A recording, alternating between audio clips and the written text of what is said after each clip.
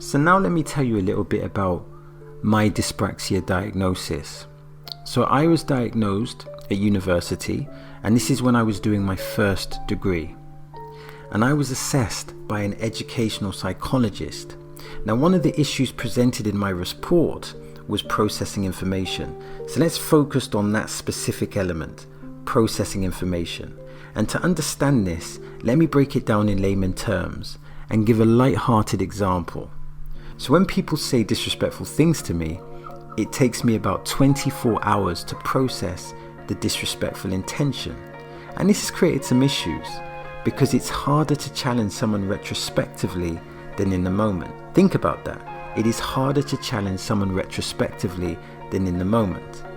So let's give an example. So John, remember when you laughed when you said that I have no discernible skills 24 hours ago in the office corridor when I was talking to Charlie about the weather? Well, I have only now processed that you were being disrespectful.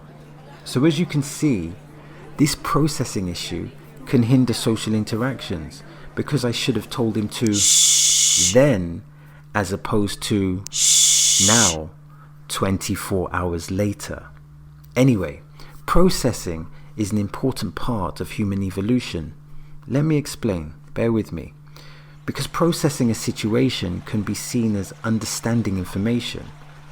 Now, years ago, in the jungle, we processed information to understand the danger from lions and tigers, particularly at night times, because our vision was compromised. This is why we used fire to see our enemies in the night. We processed the situation, we identified the problem, and then we came up with the solution. I say we. I individually had no involvement in the millions of years of evolution concerning Homo sapiens, but hopefully you get the point.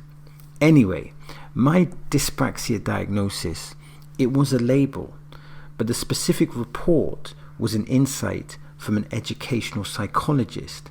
And in this society, this would be considered an educated opinion, an opinion of validation. Now, of course, we can question all of those premises. What is an educated opinion? How do we qualify an opinion of validation? Can an educated opinion be wrong? But for me, this was a starting point.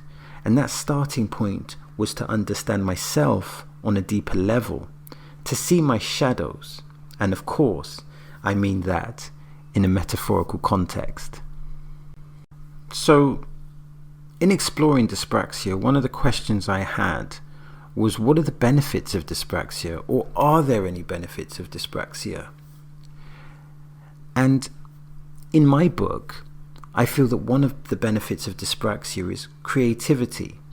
Now, little side note here, when I think about creativity, I think John Cleese, the writer, the comedian who wrote a book on creativity and would be considered one of the great creative minds in the world. But I digress. Now, there are a few questions here. Why are people with dyspraxia more creative? But the first question would surely be, what is creativity? Which is the use of imagination, of original ideas to create something. So let's stick with this as a premise, and let's give some examples. So you take a pencil and then you draw a face with 8 eyes, and this could be considered creative. And let's say now you draw a human body with a light bulb head. This could be considered creative. A film that begins at the end and then ends at the beginning could be considered creative. The creative mind can go to many different places. The house of creativity has an unlimited amount of doors. But there's still a question to answer here. Why would people with dyspraxia be creative or more creative?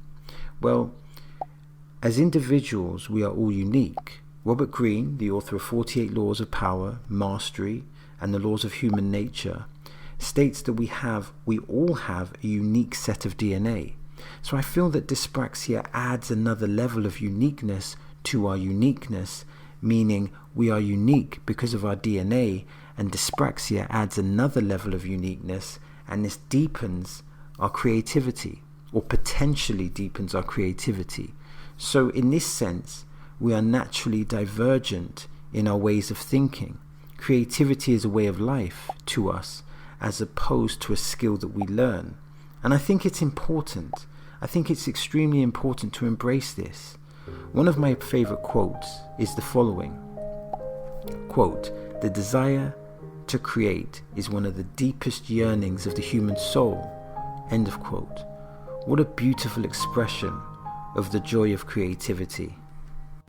And as stated previously, I urge people to open those doors.